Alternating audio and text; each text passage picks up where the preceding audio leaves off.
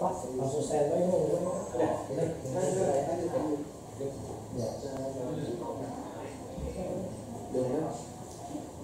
udah berikutnya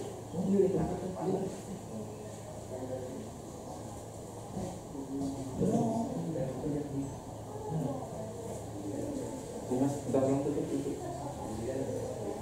jempol ini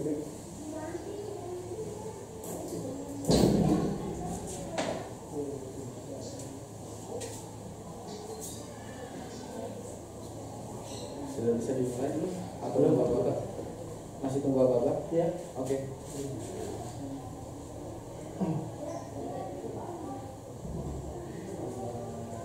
Dimas, sudah tolong. Lomba sudah dimulai.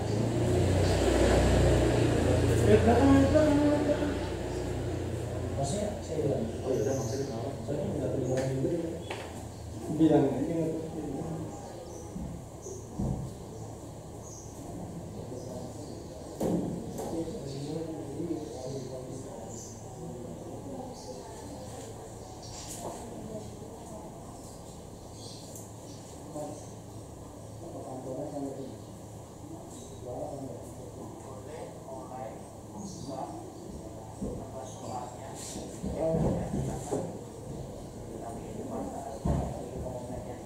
Dicek.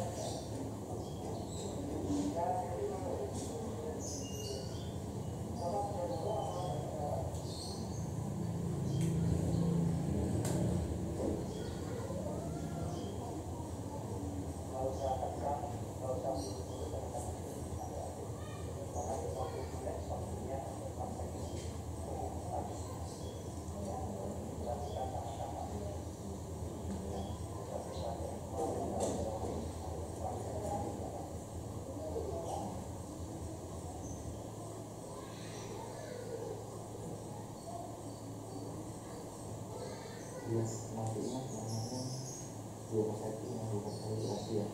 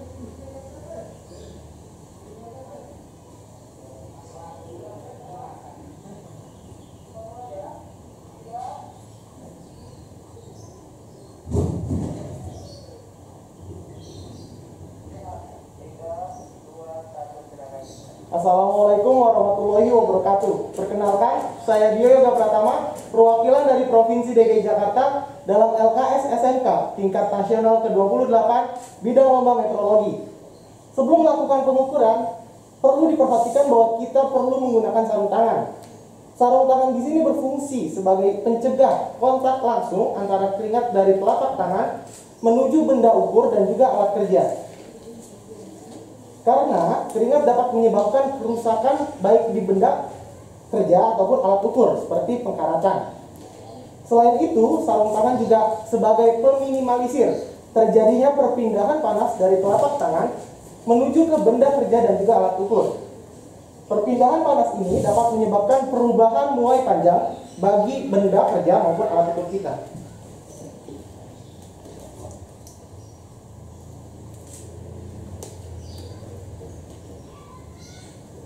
Setelah melakukan pemasangan sarung tangan, kita lanjutkan proses dengan proses pembersihan. Proses pembersihan menggunakan alkohol swab berkonsentrasi 90%. Mengapa menggunakan alkohol swab berkonsentrasi 90%? Karena alkohol jenis ini mengandung kandungan air yang sedikit, sehingga meminimalisir terjadinya kerusakan yang diakibatkan oleh air. Perlu menjadi catatan, dalam pembersihan meja granit, usahakan searah dari bawah ke atas ataupun sebaliknya, maupun dari kanan ke kiri. Hal ini untuk menjaga tingkat kerataan dari permukaan meja granit agar tetap rata, tidak miring ataupun tidak seimbang baik sisi kanan, kiri, ataupun atas, bawah.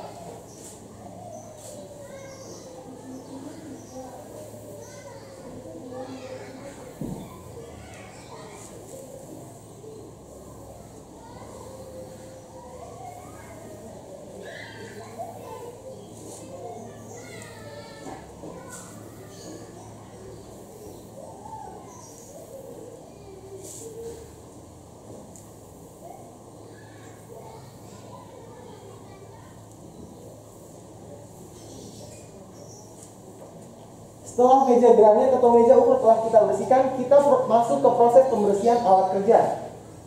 Di proses pembersihan alat kerja ini, terdapat beberapa bagian yang perlu diperhatikan, yaitu bagian sensor, kemudian bagian pembaca dari alat ukur. Jika terdapat lapisan debu atau lapisan lemak pada bagian-bagian ini dapat mempengaruhi proses jalannya pengukuran. Untuk vernier kaliper, sensor berada pada rahang bawah maupun rahang atas. Kemudian pada bar atau depstick dan juga skala pembacanya. Sama halnya dengan dial kaliper, rahang bawah dan rahang atas dan depth bar merupakan sensor pada alat ini. Namun untuk membacanya selain skala utama, terdapat dial. Yang kita bersihkan adalah kaca displaynya untuk menghindari kesalahan baca yang diakibatkan oleh lapisan debu atau lapisan lemak sehingga jarum tidak terlihat dengan jelas. Makanya perlu kita lakukan proses pembersihan. Kemudian untuk mikrometer, bagian yang dibersihkan adalah anvil, kemudian spindle, poros utama atau poros tetap, poros putar, dan juga ratchet. Baik 25, 50 ataupun mikrometer 0, 25, bagiannya sama untuk dibersihkan atau bagian yang dibersihkan. Hal ini untuk menjaga tidak ada kotoran yang dapat mengganggu proses pengukuran baik di dalam mikrometer maupun baik di bagian luar mikrometer.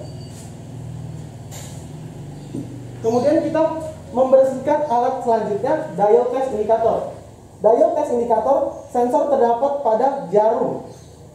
Jarum harus dibersihkan tanpa tekanan yang keras. Tekanan yang keras dapat mempengaruhi cara kerja atau hasil yang dihasilkan oleh alat ini. Kaca display juga harus dibersihkan layaknya kaca display dial pada dial kaliper.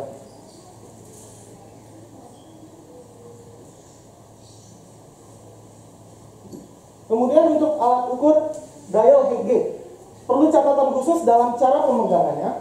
Dial head gauge tidak boleh diremas ataupun dijinjing. Dial head gauge harus ditopang menggunakan dua tangan. Hal ini untuk menjaga tingkat kesejajaran tiang dari dial head gauge. Kemudian untuk cara peletakannya, tidak boleh langsung dijatuhkan pada meja granit. Kita harus men-slide dari pinggir meja granit dan juga pinggir dari alat tersebut.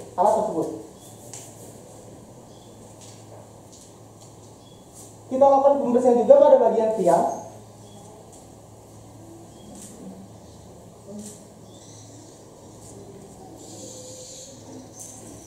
Kemudian tangan dari dial head gauge.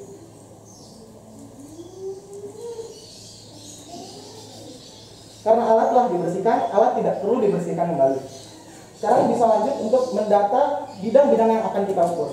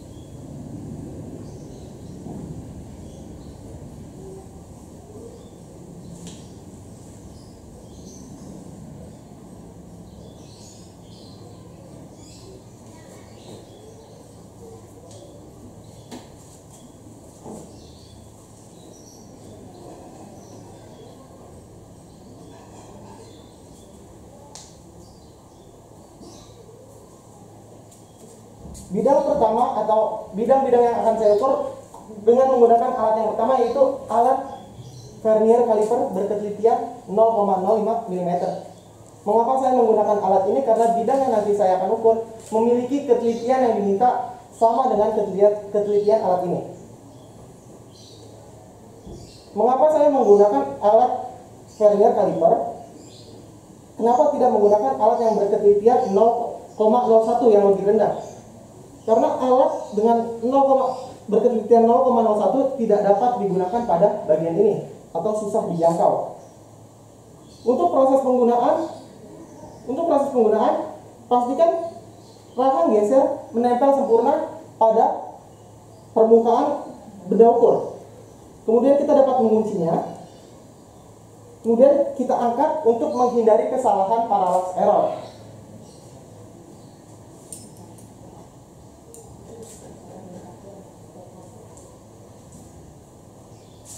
Di sini tertera skala utama menunjukkan angka 120.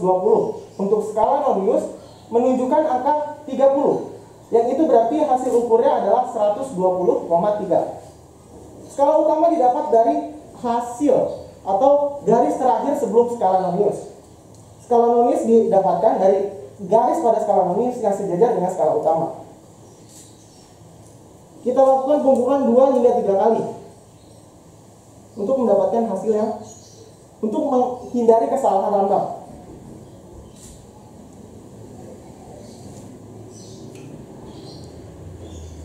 Pada proses pasca pengukuran, pastikan benda ukur tidak dilepas secara paksa saat sensor pada alat ukur masih tertempel. Hal ini untuk menghindari terjadinya deformasi pada alat ukur, terutama bagian rahang pada kaliper.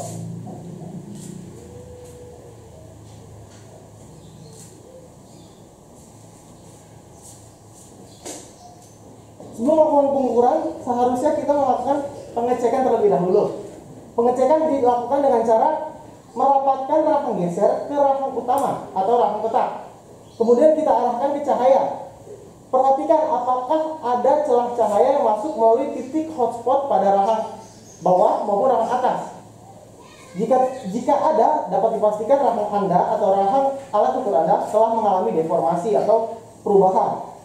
Kemudian pengecekan yang kedua adalah dengan cara melihat apakah garis skala pada garis 0 pada skala utama dan garis 0 pada skala Nonius sejajar. Jika tidak, padahal rahang Anda telah menempel, dapat dipastikan alat Anda membutuhkan kalibrasi ulang.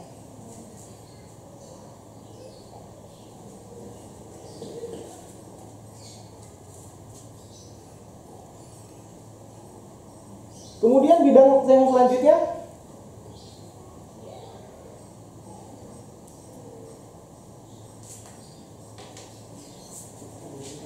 dengan cara pengukuran kemudian dikalkulasi.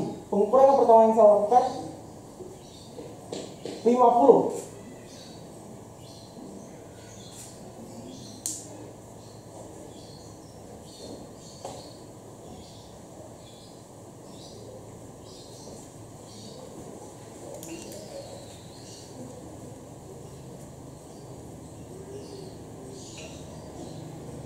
Kemudian kita lanjutkan dengan bidang yang di atasnya.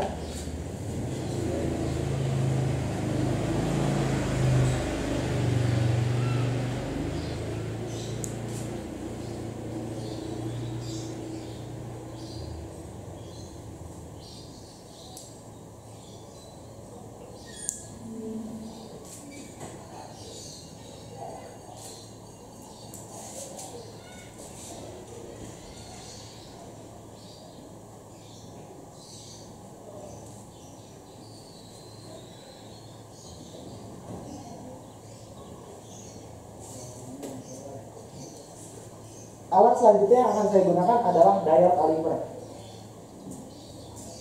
Sebelum melakukan pengukuran, kita melakukan pengecekan terlebih dahulu. Sama seperti caliper, kita rapatkan rahang geser ke rahang tetap, kemudian kita arahkan ke cahaya. Sama seperti tadi, jika ada cahaya yang masuk, dapat dipastikan rahang alat ukur Anda telah mengalami deformasi. Kemudian cek skala utamanya. Jika garis 0 tidak sejajar atau tidak terlihat padahal rahang Anda telah menempel, alat Anda membutuhkan kalibrasi ulang. Kemudian perhatikan jarum pada dial.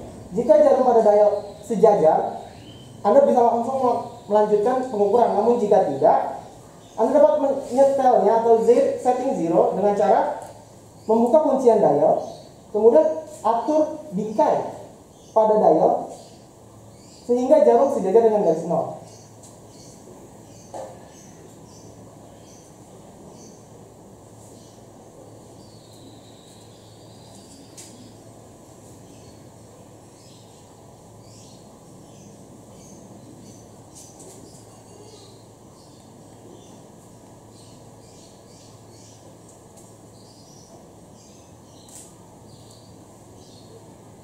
Cara penggunaan dari dial caliper sama seperti caliper biasa, namun yang membedakan adalah cara pembacaannya. Hasil skala utama di sini menunjukkan 21.